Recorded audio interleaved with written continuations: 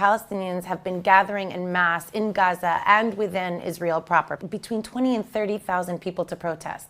And rather than recognize, wow, this is the largest civil protest that's happening almost anywhere in the world, the first thing you hear is Hamas is organizing people. But what you're doing in that moment is you're assuming that Palestinians are automatons, that they're actually pawns that are being produced and procreated in order to serve a political vision, and not humans who are struggling for freedom. When we die, we're being accused of staging our own deaths. But if you saw me as human from the beginning, you would understand that I am like every other human who can't live without freedom. And I'm willing to die for that freedom as anybody else would. There are going to be 6 families grieving children today. That's a lot to carry.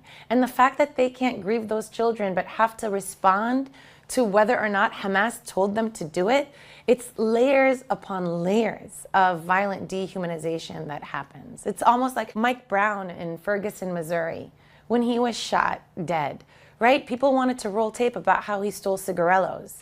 Who cares? Since when do we execute shoplifters, right? And so since when do we execute children who are protesting? What Palestinians are trying to overcome is that eliminatory violence, as well as to create a new future where they can exist with Jews who want to be on the same land. They just can't exist as supplicants or as second-class citizens. The abomination is that we dare to exist and that we won't disappear. And somehow that's seen as in response to Israel rather than a desire to live. And that's what it comes down to. We're not trying to say anything about Israel. We want to live. And the fact that Israel is part of the reason that we're not living, the primary reason that we're not living, it's an only nuclear power in the Middle East. It's supported by the world's global superpower with unequivocal military, financial, and diplomatic aid. We're against all odds.